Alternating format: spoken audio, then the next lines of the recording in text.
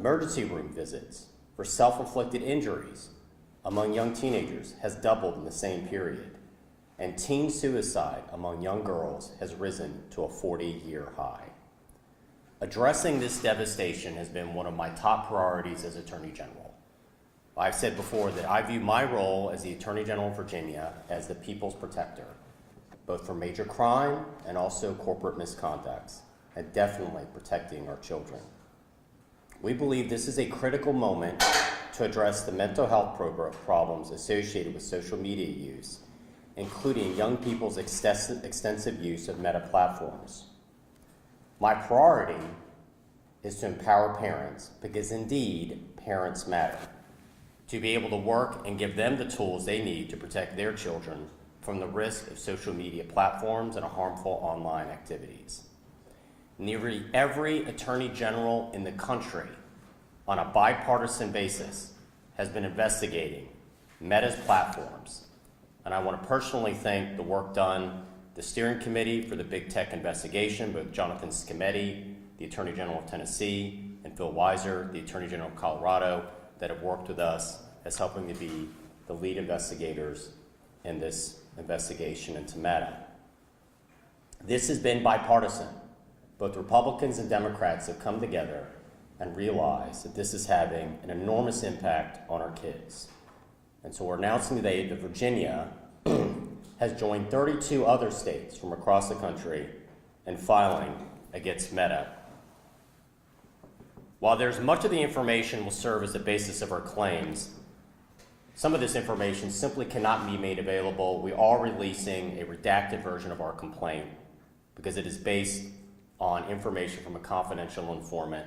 It'll be available to the judge and the other party, but is simply not ready at this time to be made public.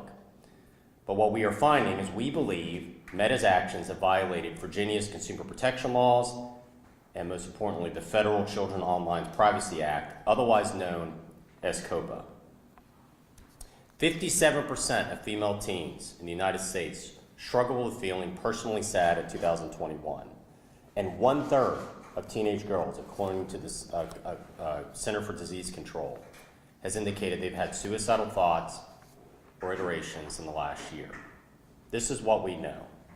First of all, Virginia laws protect consumers from deceptive and misleading business practices. We believe Meta has violated these laws. First, Meta profited from monetizing our children's addiction to its platform. Its entire business model is monetized on the prolonged user and attention through data harvesting and targeted ads. In short, the more time you spend on Instagram and Facebook, the more money Meta makes by selling advertising targeting to those kids. The company strategically focused on keeping the attention of young users in particular on their platform. Young users not only represent the very future of the platform, but they're more likely to actually be influenced by advertisement, and therefore are more susceptible to the addictive design features of the platform. To maximize their profits, Meta specifically targeted young users. In fact, going so far as to calling them, and I quote, a valuable but untapped audience. These are 10, 11, and 12-year-olds. 45%, it is estimated, of every 10, 11, or 12-year-old in this country has either a Meta account, an Instagram account, or a TikTok account. Meta then designs its platforms to maximize the amount of time your child spent on their platforms. Specifically, Meta exploited the particular vulnerabilities of young users by designing purposely addictive platform features that take advantage of their limited ability to self-regulate. Its algorithms essentially focus on publishing rabbit holes in an effort to maximize the engagement of its young people. Features like infinite scroll and near constant alerts were created with the express goal of hooking young users onto their platforms. These manipulative tactics continually lure children and teens back into the screecher. As Asla Razlan, the founder of the infinite scroll feature, noted, quote, "It's as if you're taking behavior cocaine and just sprinkling it all over your interface." Well, we're here to stop this so-called behavioral cocaine that's getting in the bloodstream of so many young children in America today. About 22 million teens log onto Instagram in the United States every day. And these children are lured into a compulsive and extended use of their platform. And it's well established that this type and level of user is destructive to their physical health, their mental health, and their social connection. Meta is well aware of these harms, yet it continued to develop and implement these features, this behavioral cocaine, to make its platform increasingly addictive to more and more young people. Second, Meta made affirmative misrepresentations and deceived the American public on what was happening.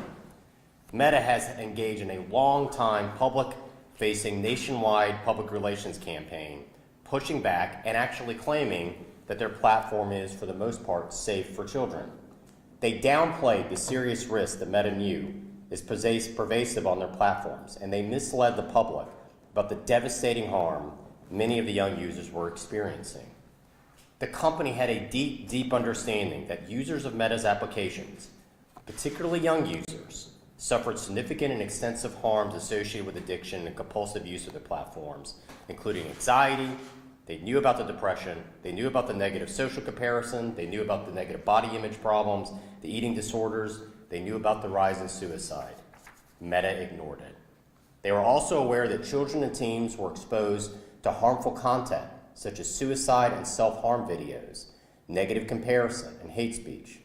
Meta not only knew that its design features were addictive, but it designed its features purposely to exploit the known psychological vulnerabilities in young users' developing brains to introduce them to use Meta's social media platforms habitually and for a prolonged period of time.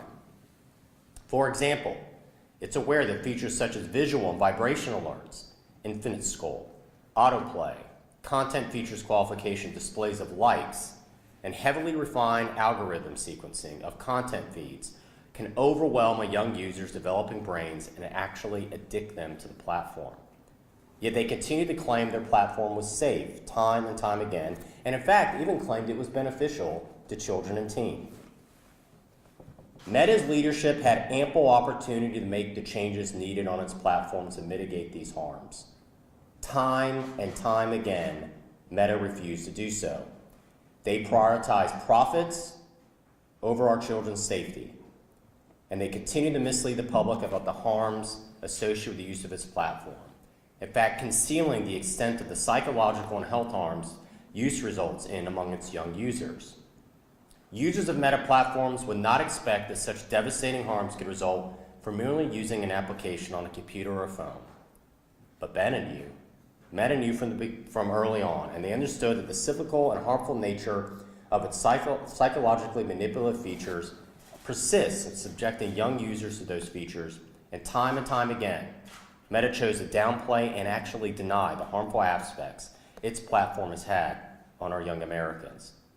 It was and it still remains incumbent upon Meta to make this material information known to its user base and to change its practices. But having failed to do so, that is where the Office of the Attorney General steps in, to force them to comply with Virginia's consumer protection laws and exposes it right now to extensive penalties and injunctions and other reliefs. Third, Meta has repeatedly violated COPPA, the Children Online Privacy Protection Act, which says that you cannot be online without verifiable parental consent if you're under the age of 13. As I noted before, 45% of every 10, 11, and 12-year-old in America today has a Meta or a TikTok account. And they're well aware that children under the age of 13 are on their platforms and that they collect data from these children without first obtaining or even attempting to obtain verifiable parental consent as required by federal law. Indeed, Meta went so far as to target these young users, noting that such user base, as I noted before, was a valuable but untapped. Millions of under 13 users are using Instagram each day, and this results from purposeful targeting and demonstrates that Instagram is to some extent directed at children. A couple of examples. Meta has launched a series of advertising campaigns that predominantly feature children. Ads appear on Instagram for children-specific television shows such as Dinosaur Train and PBS Kids Primetime Video Channel. Instagram publicly hosts thousands of accounts and pages on its platform that includes unambiguously child-oriented subject matter, characters, activities, music, and other contexts, including accounts for children's shows such as Bluey, My Little Pony, and Sesame Street. Children under the age of 13 are actually considered influencers on Instagram, regularly posting content. Now, for the vast majority of its history, Instagram, up until late 2019, did not require users to actually disclose their age, date of birth, in order to create an Instagram account. And during that time, Meta did not require users to even take the weak and easily defeatable step of self-attesting they were over the age of 13. Instead, for over 7 years, under 13 users faced no practical obstacles whatsoever to creating an account on Instagram. While Meta now has policies purporting to restrict underage use of its platforms, these age-gating policies rely on young users to actually accurately self-report their age. Meta knows that over 50% of its users under 13 lie about their age before they sign up. Let me repeat, Meta knows that over 50% of the users under the age of 13 actually lie when they are signing up. These age gates are easy to overcome, and Meta does nothing to meaningfully enforce the age restrictions, despite all of their external claims to the contrary. Rather than excluding underage 13 users from Instagram, Meta could alternatively choose to comply with COPPA and obtain informed parental consent after providing notice to parents of its intent to collect and use a child's personal information. Once again, Meta chooses not to do so. Despite Meta's actual knowledge of child users and despite the fact that Instagram is directed at children, Meta does not obtain verifiable parental consent as required by COPPA. Now, what is our next steps? The reality is that we're at an inflection point in our country. Meta is in a very, very similar position where big tobacco was in the 1970s and 1980s. At the expense of public health and specifically the health of our youth. They have exploited the vulnerability of our young children and their fundamental desire for connection for their own personal gain. So I'm putting them on notice. These are your options if you're Meta. You can continue to put profits over our children's well-being. You can continue to do the wrong thing, and you could choose to fight. Not afraid to fight. I welcome the fight. Or, as a wise man once said, it's never too late to do the right thing. You can work with us. You can comply with COPPA. You can comply with our Virginia consumer protection laws. You can actually put into place robust, enhanced age verification and other systems to make sure that children under the age of 13 are not on our platforms. And you can finally come clean and acknowledge what so much of the data is pointing to, that increased Meta use is having a devastating impact on the mental health of today's youth. It is in order to act with urgency at this moment, and that's why we had no option to file these set of lawsuits today with so many other states. We believe that our litigation strategy, which combines both state court action and a combined federal court action, will help expedite these harms and protect young people. Most importantly, our goal is to make Meta's platforms, which are inherently unsafe for our young users, safe, and once again, bring parents into the equation. Now, we will work with Meta if they choose to work with us. If they choose to fight, we will fight with them. But we will work with them to seek a global resolution of the legal violations we perceive, and we would welcome the opportunity to have a meaningful discussion with Meta about how they can change their platforms to better protect our children and our teens. Do the right thing, work with us. If you choose to fight us, we will see you in court. I'm happy to take some questions. The core of the violation here is the age of the users. Facebook has argued in similar suits that the First Amendment protects the kind of content moderation and advertising you're developing. Is there an age limit on the First Amendment in this case? Is that what COPPA creates? No, I think we have clear consumer protection law to protect our minors, and I would remind the individuals in the audience the outrage the public had when we realized that big tobacco was purposely using Joe Camel, which is a cartoon, and we now know they used Joe Camel to try to hook young people into cigarette use. Why? Because if I hook you when you're young, I have a client for at least the next 10 years.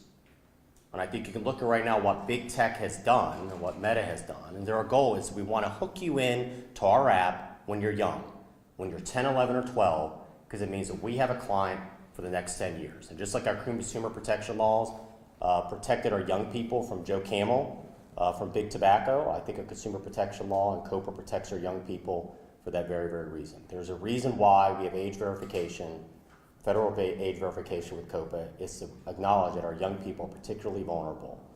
And the reality is if somebody was to roll up into your neighborhood in a van and suddenly start showing image after image to your child that are both self-harm videos, glorifying drug use, potentially pornographic, that person would be run out of that neighborhood. Well, this is why so many parents unknowingly is allowing to their home every day, into their household, into their neighborhoods. And so we're here to be the people's protector and to stand up for the rights of parents in this case. Yes, sir. This is, I have two questions. First is, you're a parent. How do you deal with social media use for your kids? Second, completely unrelated to this, there's been a mistake with the Department of Elections with voter removals. Do you see any legal violation there that happened, and do you know if it's been resolved at this point? I think what I would say is the purpose of this press conference is you talk about Meta, and we're happy to have a separate conversation later. My office can set up a time, but our focus is to focus on Meta today. As far as myself as a parent, I have three daughters, three school-age daughters.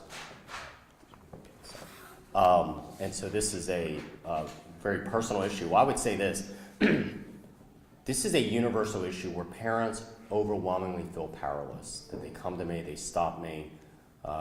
We announced that we were part of this investigation. So many parents say, I feel like a tsunami has come forward with us, and it's social media. Monitoring this is increasingly difficult as a parent. Every parent can adopt their own tactics. We do not allow our children on TikTok. We have age limits of when they're even allowed to have a personal device. We have limits of when they can use it, what time, and we have passcodes to all of their social media accounts. I would encourage every parent in the basics to do that. You're their parent, not their friend. That's going to require an enormous amount of diligence. But what has happened is, and what we've realized, is that when you have a system set up by Meta that has essentially made it so easy for young people to get on the platform, first of all, and the second, to intentionally target them. So they're on the platform, and then once they're on the platform, to essentially set up a system where they are designed to stay on the platform as long as possible. That is a serious problem. That's what parents feel powerless to do, and they feel overwhelming.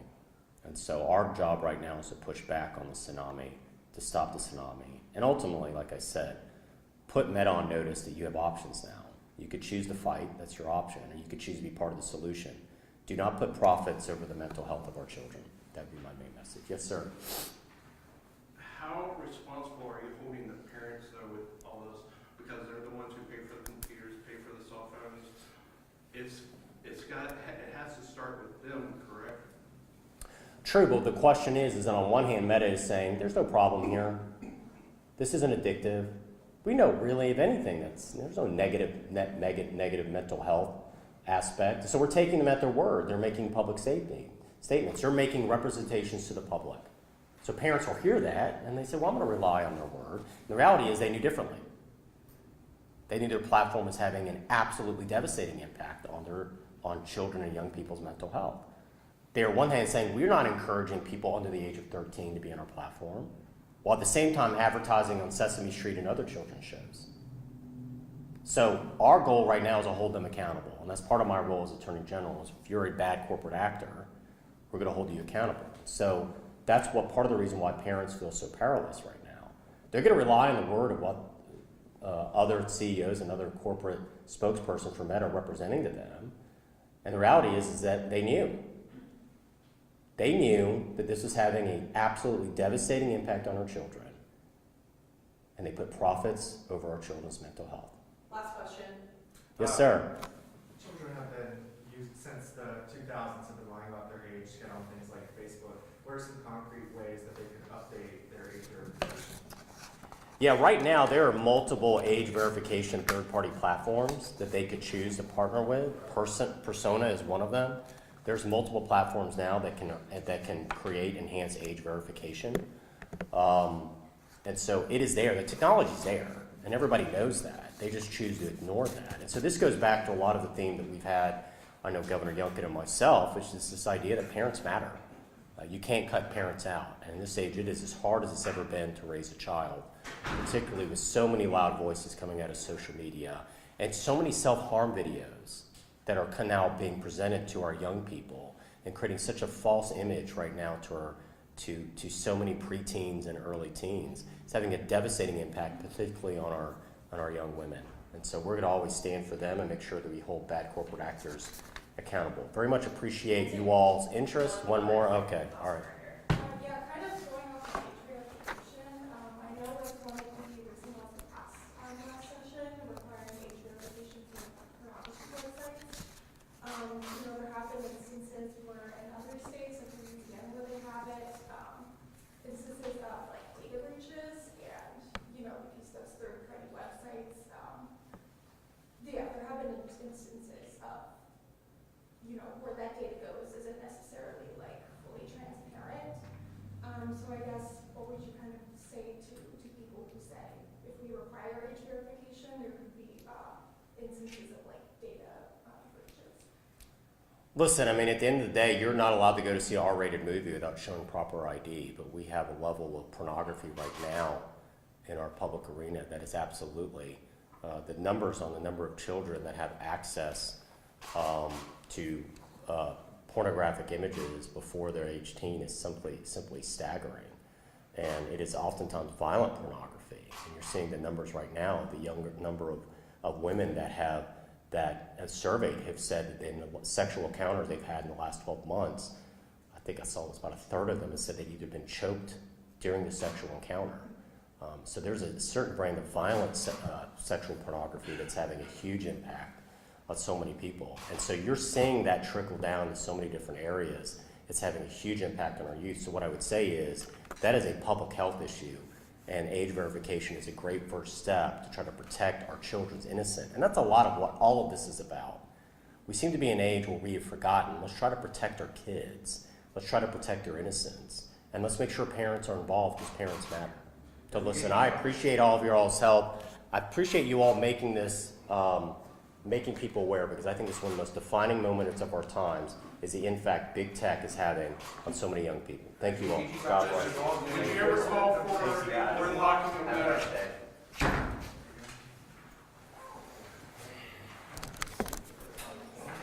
guys can email any follow-up questions to me and I'll be happy to help. Just